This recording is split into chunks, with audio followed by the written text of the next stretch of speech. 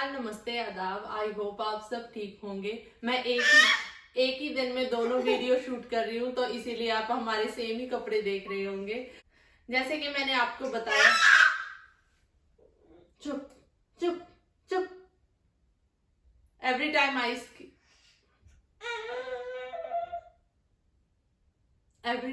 Speak ही screams. तो मैंने आपको कहा था कि ये स्पेशल व्लॉग होगा, वो इसीलिए क्योंकि इस व्लॉग में मैंने आपके साथ शेयर करना था कि how did I feel in this 6 years। आपको ये व्लॉग थोड़ा सा लेट देखने को मिला है, उसके लिए sorry, because I was sick और मेरी आंखों पे भी पता नहीं क्या एलर्जी सी हो गई थी, तो इसीलिए। तो जैसे कि मैं आपको बता दूं कि मुझे 6 साल हो गए हैं कनाडा में आए हुए। तो इन 6 years में मेरा एक्सपीरियंस कैसा रहा, जैसे कि सभी का एक्सपीरियंस यहाँ पे अलग अलग होता है। सिचुएशन के हिसाब से आप अकेले आते हैं, या फैमिली के साथ, या फिर फ्रेंड्स के साथ। तो मैं अपना एक्सपीरियंस शेयर करने जा रही हूँ, क्योंकि इसमें आई थिंक सारी पार्ट है मेरे एक्सपीरियंस में, बुरा भी, अच्छा भी, बहुत अच्छा भी और बहुत बुरा भी। तो जो भी मैंने अपने दिल से फील किया, मैं वो आपके साथ शेयर कर रही हूँ। नो अंगद। और तो मैं आपको बता दूं कि जैसे ये मेरी लाइफ का नहीं, सभी के जो भी आते हैं, आई थिंक उन सभी की लाइफ का ये बिगेस्ट चेंज होता है। तो स्पेशली मेरी लाइफ का ये बिगेस्ट चेंज था। और मैंने हाई स्कूल फिनिश किया, और उसके बाद 2015 में मैं यहाँ पे आ गई थी, ग्रेड 12 के बाद, क्लास 12 के बाद। और उसके बाद जैसे कि मेरे लिए ये सबसे बड़ा चेंज था, तो सब सारी चीजें मेरे लिए यहाँ पे न्यू थी, क्योंकि इंडिया में मैं ज्यादा फेमिलियर नहीं थी, कभी ज्यादा बाहर नहीं गई, जस्ट स्कूल से घर, और उसके बाद सीधा कनाडा ही आई। और जब यहाँ पे आई तो सारी चीजें मेरे लिए न्यू थी, जैसे कि लैंग्वेज, लोग, कपड़े, फैशन स्टाइल, और like everything, environment, atmosphere, how they live, right. तो मैं यहाँ पे 2015 में अपने स्टडी एक्सपीरियंस पे आई थी, और उसके बाद लाइक स्टडी के लिए आई थी। और उसके बाद मेरे स्टडी एक्सपीरियंस और जॉब इन कनाडा में भी, उसके एक्सपीरियंस पे भी एक वीडियो बनाई हुई है, दोनों अलग अलग है। मैं डिस्क्रिप्शन में लिंक डाल दूंगी, आप जरूर चेक कीजिएगा। वो भी इंटरेस्टिंग स्टोरीज हैं, दोनों में इंटरेस्टिंग स्टोरीज हैं। मेनली मैं ये अपने 6 ईयर इसीलिए शेयर करना चाहती थी, ये एक्सपीरियंस, ताकि जो गलती मैंने की वो आप ना करें, ताकि मेरे एक्सपीरियंस से जो मैंने लाइक देखा या फील किया, तो उसके बेस पर किसी और का एक्सपीरियंस जहाँ पे बेटर हो। तो इसीलिए मैं ये आपके साथ शेयर करने जा रही हूँ।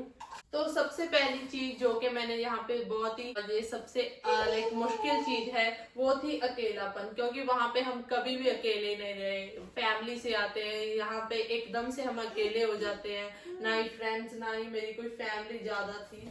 जो मेरे रिलेटिव्स थे वो इंडिया चले गए थे, तो मैं बेसमेंट में रह रही थी एक लड़की के साथ। तो स्टिल मुझे यहाँ पे बहुत अकेलापन फील हुआ।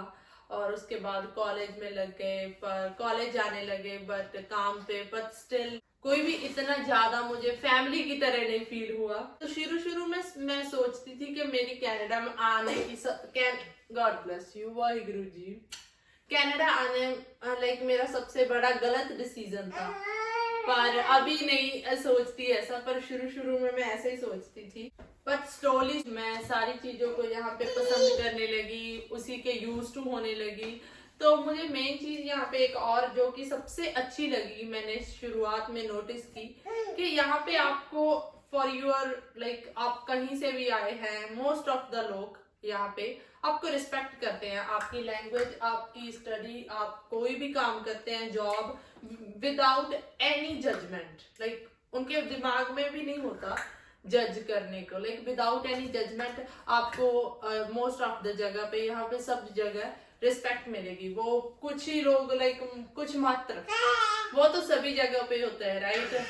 तो अगर हम अपने इंडिया की बात करें, वहां पे भी हमें वहां पे भी कुछ परसेंट लोग ऐसे हैं जो कि आपकी रिस्पेक्ट नहीं करते, मोस्ट ऑफ द लोग आपकी रिस्पेक्ट करते हैं। पर यहाँ पे तो कुछ ज्यादा एक्स्ट्रा नाइस पीपल मिले मुझे दूसरे देशों के। क्योंकि आप मेरी जॉब एक्सपीरियंस वाली वीडियो में आप मेरी स्टोरी सुनिएगा, क्यों नहीं मैंने कहा कि मुझे इंडिया के भी लोग मिले थे, मैंने उनसे भी, उनके साथ भी काम किया, पर I had the baddest experience with them.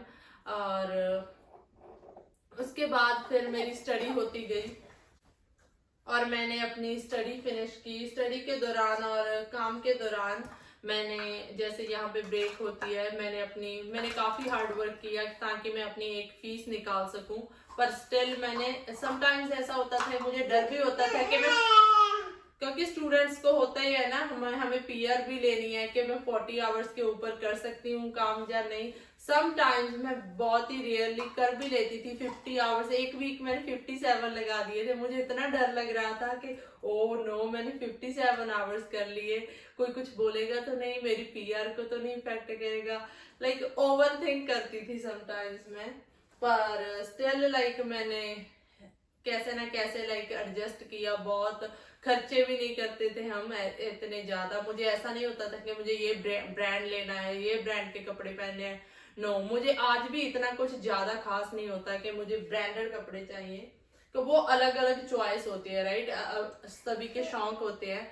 तो आई वॉज ओके, तो इसीलिए मैं थोड़े से पैसे सेव कर लेती थी। तो मैंने अपनी फीस भी लाइक बहुत, आई स्टिल रिमेम्बर के मुझे अगर आज कोई कहे कि रात की शिफ्ट करनी है तो आई वुड, चाहे वो मुझे 30 40 50 डॉलर भी दे, स्टिल मैं नो कहूंगी। क्योंकि अभी मुझे इतना लाइक डर बैठ गया मेरे दिल में। आई डोंट नो, मुझे अभी यकीन नहीं होता कि उस टाइम मैं छोटी भी थी, 20 साल की थी, कि मैं कैसे लाइक नाइट शिफ्ट करी जा रही थी। तो इट्स सो हार्ड, उस टाइम मुझे मालूम ही नहीं था। और उसके बाद यहाँ पे कुछ ज्यादा फ्रेंड्स नहीं बने। फ्रेंड्स ऐसे थे कि कम, लाइक आते जाते रहे। जैसे कि स्टडी के दौरान क्लास में जो भी फ्रेंड थे, उसके बाद स्कूल फिनिश, और उसके बाद काम पे जो भी जितना टाइम काम किया वहां पे, तो और काम छोड़ दिया नेक्स्ट प्लेस पे, तो नेक्स्ट फ्रेंड, तो ऐसे कोई खास नहीं, आते जाते रहे। उसके बाद I start getting used to everything. So इसीलिए मैंने थोड़ा सा एंजॉय करना स्टार्ट कर दिया लाइफ को, कि हाँ सब कुछ अच्छा है, कि एवरीबडी इज रिस्पेक्टिंग। मैं भी सबका बहुत प्यार करती थी। मुझे अच्छी फ्रेंड्स भी, मेरी रूममेट्स, और जो हम 4 लड़कियां रहती थी, हम चारों में बहुत ही प्यार था। आई डोंट नो वो वॉच कर रही है मेरी वीडियो के नहीं, क्योंकि हम ज्यादा कांटेक्ट में नहीं है, थोड़ा सा है बट ज्यादा नहीं। Neetu, Jasprit, Lovleen, if you are watching, and Monica, I had a good time with them।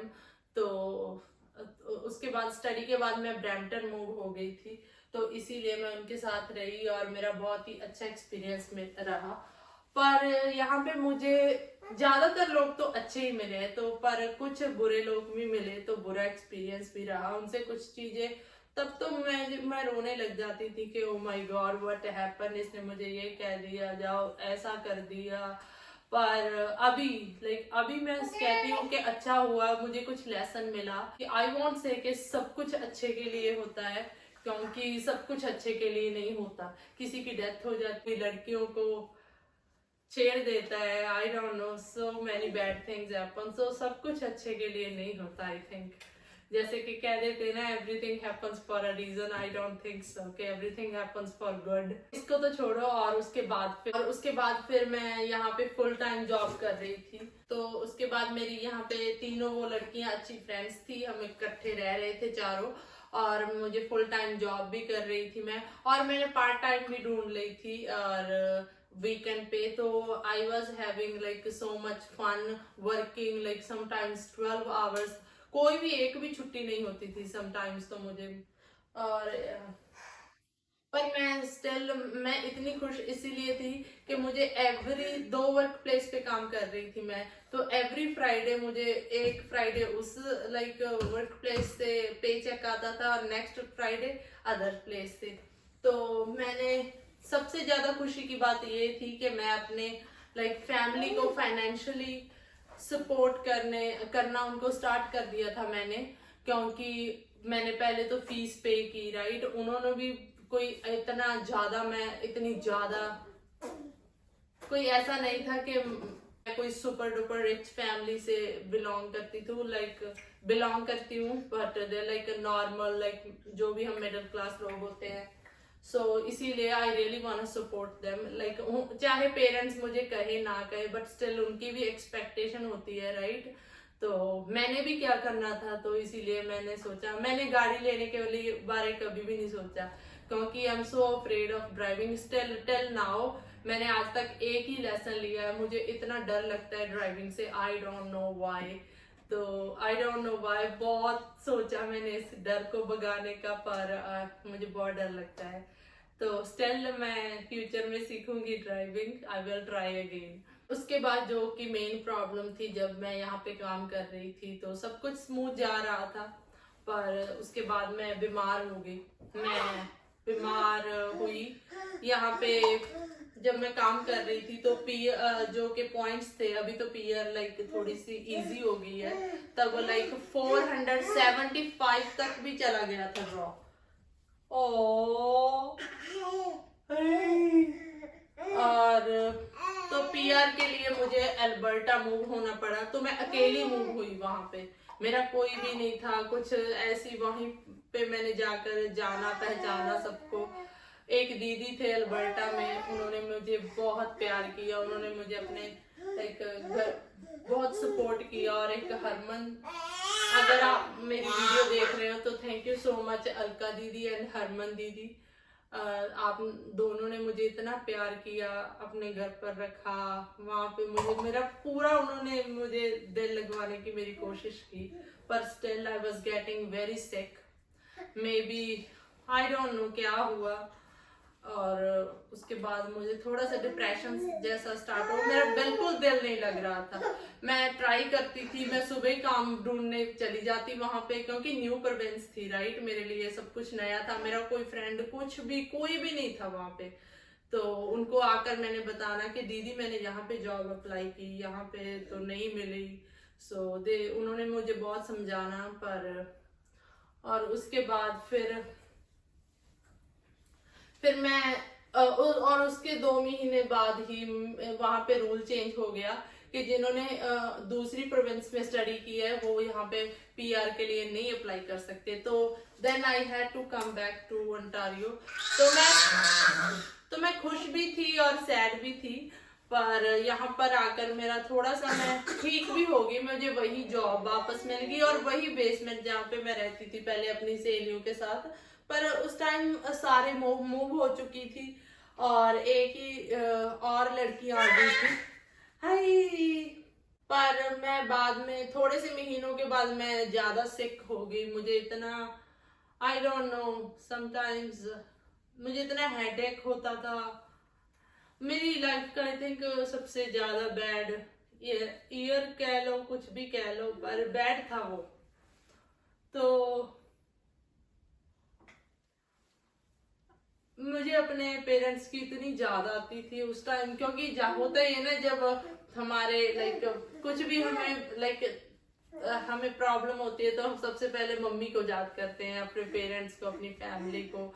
मुझे उनकी भी बहुत ज्यादा थी कि तो one of my friends suggested me कि तुम्हें इंडिया जाना चाहिए, यहाँ पे कोई नहीं है तुम्हारी टेक केयर करने के लिए। मुझे 4 साल हो चुके थे यहाँ पे आते, लाइक यहाँ पे 4 साल हो चुके थे कनाडा में, तो मैं पहली बार गई, पर मेरा दिल नहीं लगता था, इतना हेडेक होता था, मैं बहुत रोती थी, पर किसी को ज्यादा बताती भी नहीं थी। और उसके बाद मैं वापस गई और वहां पे 2 महीनों के लिए, अभी प्रॉब्लम मेरे लिए ये थी मेन कि मैं जा तो रही, तो मैं, आप यकीन नहीं करेंगे, मेरी फ्रेंड्स जो कि मुझे एयरपोर्ट पर छोड़ने आई थी दोनों,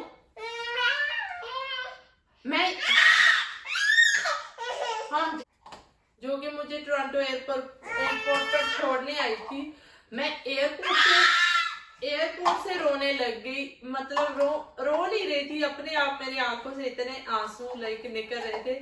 यहाँ से लेकर मैंने लगता मैं मैं पंजाबी च दसदी मैं प्लेन च भी इन्ना रोई, इन्नी इमोशनल सी मैं बहुत ज्यादा। बस पता नहीं की सोच के अपने मम्मी डैडी ਨੂੰ देखना सी, इन्ने सालों बाद मैं सिक फील कर रही सी ते खुशी सी मैनू, ਤੇ ਮੈਂ ਉੱਥੇ ਗਈ, ਮੈਨੂੰ ਬਹੁਤ ਜ਼ਿਆਦਾ ਵਧੀਆ ਫੀਲ ਹੋਇਆ।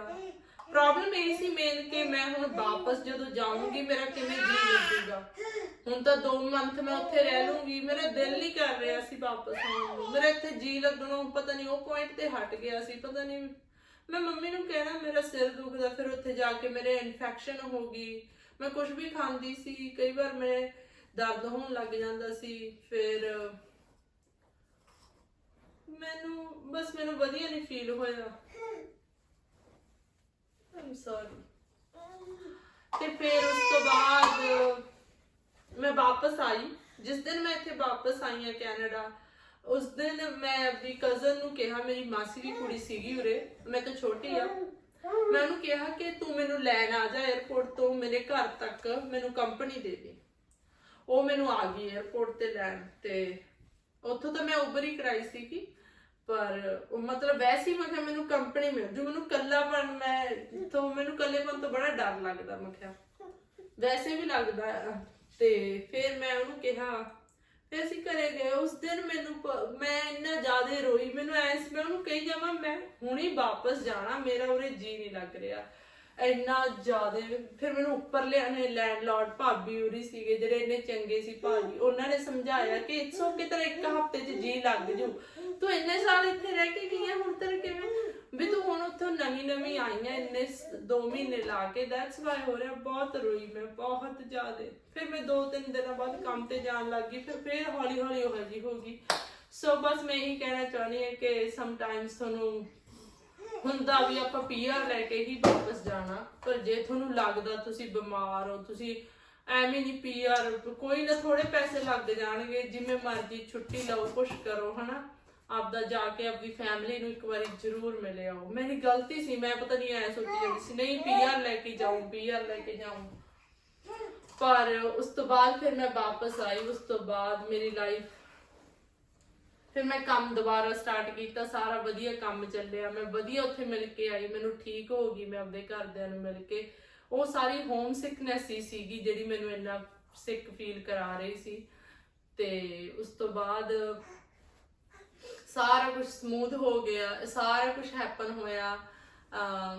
ਜਦੋਂ ਸਾਰਾ ਕੁਝ ਮੈਨੂੰ ਦੁਬਾਰਾ ਖੁਸ਼ੀ ਹੋਈ, all because of one person, mainly ਜਿਹੜੇ ਕੈਨੇਡਾ ਦੇ ਵਿੱਚ ਮੈਨੂੰ ਇੰਨੀ ਖੁਸ਼ੀ ਹੋਈ, that's because of Maninder।